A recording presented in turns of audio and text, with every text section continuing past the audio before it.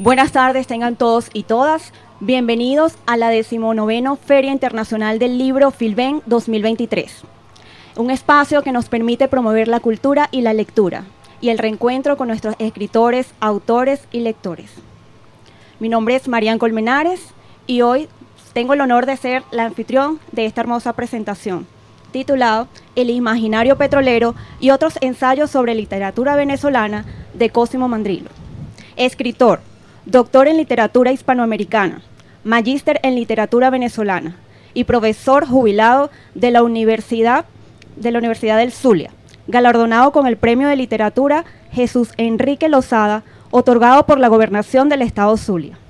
Esta obra fue publicada por Monte Ávila Editores, casa editorial venezolana con una destacada trayectoria en la difusión de la literatura nacional, universal y latinoamericana, que ofrece año tras año sus talleres de expresión literaria, el concurso de autores inéditos e importantes publicaciones para la Feria Internacional del Libro de Venezuela, la cual estamos disfrutando el día de hoy como un espacio que nos reencuentra.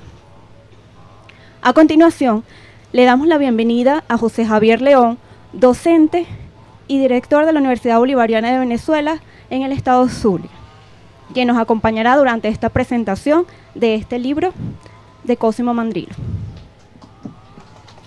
Bueno, muchas gracias por la invitación, por la posibilidad. Gracias, Cosimo. Y exdirector del Eje Cacique Mara de la Universidad Bolivariana de Venezuela. Bueno, para mí verdaderamente un placer estar acá y compartir con ustedes en varios momentos ya de la Feria del Libro. Traje algunas notas escritas para no perderme y ir al grano, ¿verdad? Bueno, comienzo estas líneas resaltando la importancia de leernos y de criticarnos, no en su segunda acepción, hablar mal de alguien o de algo, sin duda mucho más popular que la primera acepción, y yo diría principal, analizar pormenorizadamente algo y valorarlo, según los criterios propios de la materia de que se trate. La crítica es, pues, un acto soberano de inteligencia sensible, que nos permite justipreciar el pasado y despejar el presente. Agradezcamos, pues, la crítica hecha con fervor y dedicación, que apunta a los aspectos cruciales, esos que descubren, revelan e iluminan. Me consta que Cosimo Mandrillo tiene el sosegado ardor de la pregunta, inquiere e instila, esto es, vierte poco a poco argumentos para tejer una aproximación, encontrar respuestas que abren puertas. Ese solaz de las certezas es parte de la perspicacia de Cosimo cuando, por ejemplo, para explicar la libertad en el lenguaje de Antonio Márquez Salas en Viaje a Thule, plantea que detrás de su desbocamiento lo que hay es la conciencia real e inminente de la muerte. O cuando de la obra de César Chirinos pone sobre el papel esta centella. Suele decirse que todo artista imprime en su obra las angustias que lo habitan. En el caso de César Chirinos, querido escritor nuestro, maracucho, digamos, esa angustia fue, especialmente en sus primeros libros, la imposibilidad de lo simultáneo. Me refiero a que no hablo de ese preguntar que parte de creer saber y de paso suponer que el otro no sabe, sino de esa clase de preguntas que operan a modo de escalpelo. ¿Qué es lo triste en mi yo Vestrini?, se pregunta, y sorprende, nos dice, que aquello que a todas luces domina en sus poemas no se nombra directamente, nada enuncia de forma explícita la causa de tan sombría visión de la vida y de las cosas. Y en general, en lo que a literatura se refiere, así opera, velando, ensayando, como lo dice de la poesía de Gustavo Pereira, múltiples formas con las cuales decir y desdecir. Porque la realidad nunca está de más reiterarlo, parece agotarse con facilidad.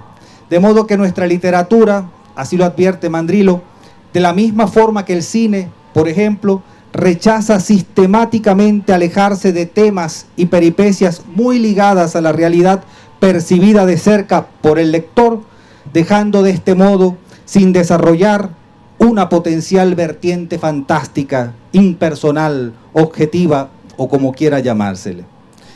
Y de ese proceso de ficcionalización no escapa incluso la autobiografía, porque muy probablemente inventarse una vida equivale a vivir la vida que hubiéramos querido vivir. Así lo intuye Cosimo en el caso de Romance de la mía gente de Josefina Roldán. En cuanto a Laura... ¿ah? ¿Cómo? Gordán. Ah, mira. En cuanto a Laura Antillano, en Ciudad abandonada en el fondo de mi corazón, la escritora combina, dice Cosimo, el relato intimista con el desarrollo de una realidad exterior que incluye no solo la peripecia de los personajes, sino el acontecer mundial en pleno. Pero también, en sentido inverso, de afuera hacia adentro, y ese adentro como una forma del infinito logrado a partir de la fusión de los cuerpos que se aman. Cita Cosimo a Laura en un largo párrafo del que tomo este fragmento. Desliza la mano por la espalda, sus nalgas, y otra vez viene ahora ella sobre él. Entonces hay un lugar recóndito, un espacio fuera de todos los espacios y a la vez dentro de ellos, un profundo lugar donde el encuentro se produce, un cielo que está allí, en ese justo instante cuando dos rostros que hacen el amor. Es constante este ir y venir, este pendular de la materia a la ingravidez, de lo íntimo y personal a lo exterior, en la mirada crítica de Cosimo, sobre un corpus primero explícitamente petrolero, luego transido como de un aceite que se escurre por los intersticios de la psique nacional, porque hasta las formas del canon literario están surcadas por ese betún que lustra el centro contra el barro de las provincias. ¿Habéis oído el nombre de Hugo Fernández Obiol? El canon, pues, responde en no pocos casos, dice Cosimo, a circunstancias como la cercanía y accesibilidad a las obras. Una riqueza entonces no solo material, que se concentra en el centro, en la capital, sino que luego se traduce en riqueza inmaterial, en sueño cumplido. Busca Cosimo mostrar lo que no se ve porque hay otras urgencias, aunque suene obvio. Sin embargo, agradecemos el detenerse sobre obras de alguna manera tocadas por ese infausto papel de Casandras, de advertir el desastre y no poder detenerlo porque sus voces no son escuchadas. La cita que hace Cosimo de Lida Franco Farías es en ese sentido reveladora. Una tarada cuya lucidez irreprochable me permite avisorar el reverso de las cosas y las personas, abismos y claridades que otros no ven o no quieren ver. Porque sucede, aguas abajo, muy abajo, una otra percepción atormentada de realidad, una visión que en ocasiones se despoja de imágenes para tratar de mostrar lo evidente que agrede. Como dice Mandrilo, el decir realista directo, sin elaboración poética, se convierte en una oda laudatoria del trabajador, tomando la poesía de tema petrolero tan referencial como la narrativa, tornándose la literatura de tema petrolero tan referencial como la narrativa. De Ismael Urdaneta dirá que hace a un lado la tradición literaria afecta, como dijimos, a un lenguaje poético cargado de figuras retóricas y simbolismos para acercarse a un tono inaugurado y mantenido por el relato criollista desde antes incluso del surgimiento del oro negro. El tema del petróleo, insiste, arropa con su objetividad realista. Y no logro entrever cuánto hay de paradoja, pues no hay en Venezuela, afirma tajante Cosimo, un solo texto de ficción con una aproximación favorable a la riqueza entonces recién descubierta. Nada extraño, por demás, cuando se comprueba que la dirigencia político-revolucionaria percibía al petróleo como un factor de distorsión económica y cultural, de un lado, y como elemento que reforzaba el poder de la dictadura gomecista del otro. Una cita del libro, ¿no? Los venezolanos nos dividimos entre quienes veían a la naciente industria como la gran esperanza de la nación y aquellos que aseguraban que de ella no recibiría el país sino pocos y pobres beneficios. Los extranjeros, dice Udón Pérez, levantaron casas sin raíces como para marcharse pronto, verso, expresión que ya es el país portátil de Adriano. Nos dio el petróleo una radical desposesión, y de ahí, Cosimo, que nuestro país sea como la casa de los desposeídos, de Gustavo Pereira, que en tu libro comentas. Esta férrea mano sobre mi cuello sacudiéndome, ciega, profunda hermana, hazme fuerte, casa de los desposeídos, acógeme por siempre.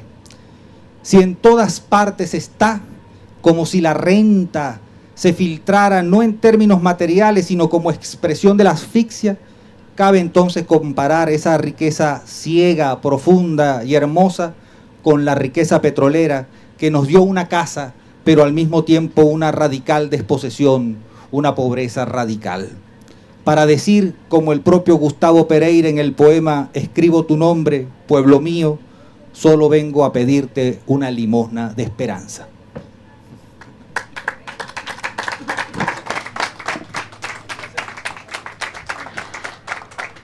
Bien, ahora escuchemos algunas palabras por parte del autor Cosimo Mandrillo. Bueno, la primera palabra tiene que ser de agradecimiento con José Javier por esa lectura tan pormenorizada e incisiva. La verdad que cuando uno le piden presentar un libro de ensayos, es complicado porque un libro de ensayo es múltiple, es variado, y pues por dónde se mete uno para no tener que trabajar mucho, ¿no? En el caso de José Javier, evidentemente asumió el trabajo con afecto, estoy seguro, y además con la agudeza que lo caracteriza, ¿no? Yo sabía que iba a tener un muy buen presentador cuando pensé en José Javier, y él aceptó hacerlo.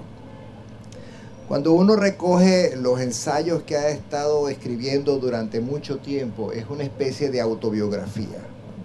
Es una autobiografía académica, es una autobiografía de la reflexión, es una autobiografía del proceso de maduración y de cambio que uno ha tenido en su manera de abordar la literatura y de los temas que le han ido interesando a lo largo del tiempo, ¿no? Pero siempre hay cosas que es muy agradable ver que permanecen. Una de las cosas que más me gusta de mis ensayos, y perdonen la autorreferencia, es que desde el principio me planteé que mis ensayos fueran legibles. La legibilidad del texto crítico me ha parecido siempre muy importante, y siempre he estado opuesto a esos textos excesivamente obtusos, excesivamente técnicos, excesivamente referenciales de los paratextos que utilizan, ¿no? Y entonces uno revisa un poco unos ensayos de más de 20 años de diferencia, y se da cuenta que en efecto esa cosa parece haberse mantenido, ¿no? Lo de que los ensayos sean transparentes, de que sean legibles, y al mismo tiempo intentar siempre, no sé si siempre lograrlo, intentar siempre que un texto sobre otro texto literario sea lo más específico posible. Es decir, que lo que se diga en ese texto crítico no tenga validez para otro texto literario, cosa que sucede mucho con la poesía.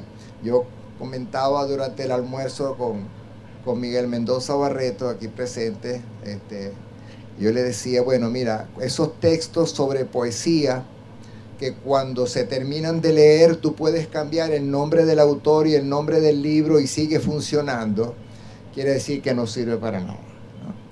Entonces, la crítica tiene que ser específica, tiene que meterse dentro del texto, tiene que usar elementos y resaltar elementos, apuntar a lo que se repite, a lo que es realmente consustancial con ese texto literario. Y bueno, eso digamos que me da una cierta satisfacción ver que lo de la legibilidad estoy seguro que funciona. Algunos dirán que a lo mejor son ensayos muy simples y que por eso todo el mundo los entiende. Y que bueno, y que el apuntar a la especificidad, bueno, es un intento que mantengo, no sé si siempre lo logro realmente. Ahora bien, quisiera hacer alusión rápidamente a la primera parte del libro, son varios textos sobre la literatura del petróleo. Y porque es un tema que me interesa mucho, por un lado, como lector y como crítico literario, me interesa mucho por la cercanía en que siempre ha estado para mí el hecho petrolero. Vivir en el Zulia significa en cierta manera estar en un contacto permanente con el petróleo, y sobre todo porque por un descubrimiento que fue muy tardío en el abordaje de la literatura del petróleo y específicamente de la poesía, que es el texto de Udón Pérez. Udón Pérez es un poeta zuliano nacido a finales del siglo XIX, muerto en 1925-26, la fecha es dudosa, con un lenguaje absolutamente parnasiano, rebuscado, elitesco, obtuso, oscuro, difícil de entender. Si ustedes han oído alguna vez el himno del Zulia, saben que eso no lo entiende nadie, salvo que yo creo que ni la Real Academia Española lo entiende muy bien. Pero ese mismo personaje nos sorprende casi ya en su lecho de muerte con un poema narrativo muy largo que se llama Oro Rojo. Y Oro Rojo es una alegoría del país, es una alegoría de Venezuela, de la Venezuela recién invadida por las empresas petroleras, por los nuevos conquistadores, como él los llama.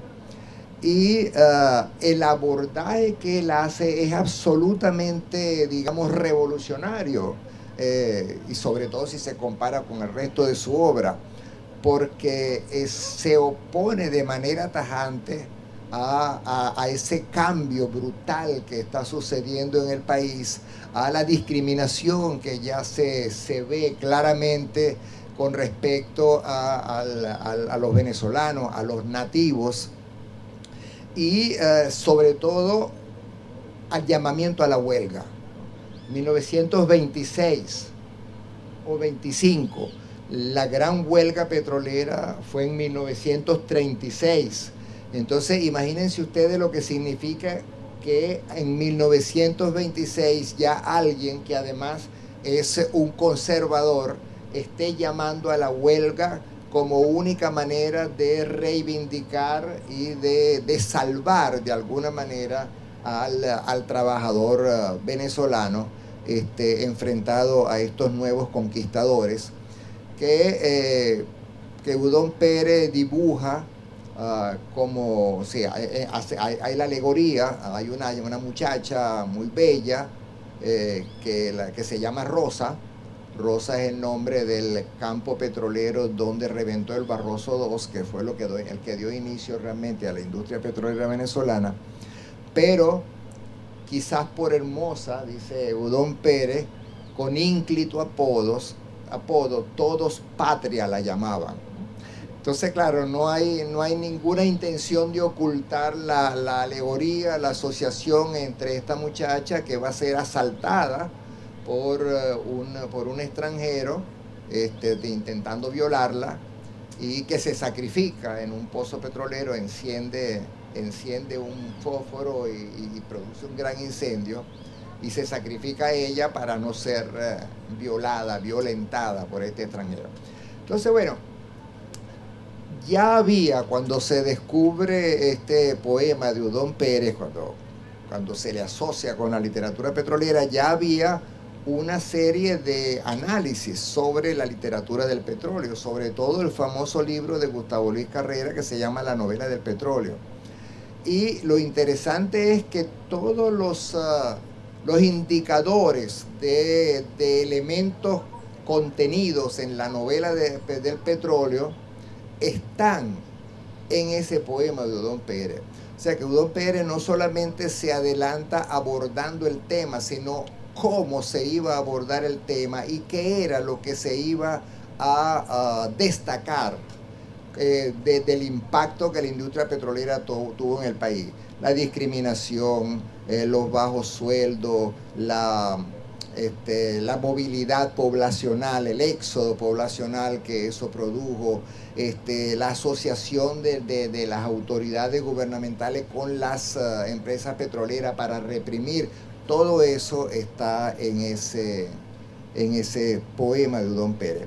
Y bueno, eso también llevó un poco a empezar a estudiar el tema petrolero ya no solo en la narrativa, sino también en la poesía, y a buscar otros rastros de poesía en los cuales se trata el tema petrolero. Y coincidió, realmente fue una gran coincidencia, que en ese mismo momento Ramón Ordaz, el poeta Ramón Ordaz, estaba armando una antología que se llama Piedra de Aceite, que es una antología de poesía venezolana que aborda el tema petrolero.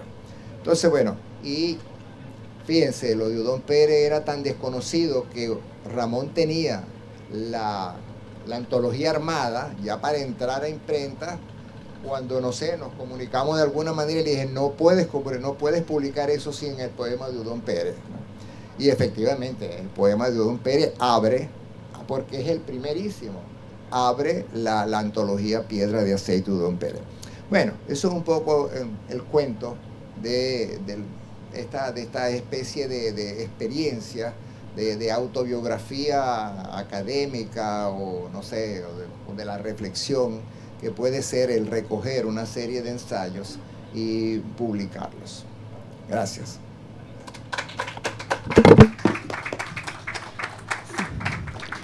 En este momento, si alguno de los presentes quiere compartir su opinión o hacer alguna pregunta al autor, puede hacerlo.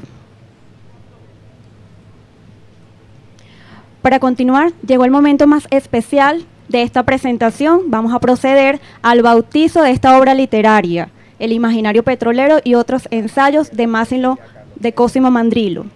Hacemos un llamado a la señora Laura Antillano para que por favor nos acompañe. Señor Miguel Mendoza, por favor, acompáñenos.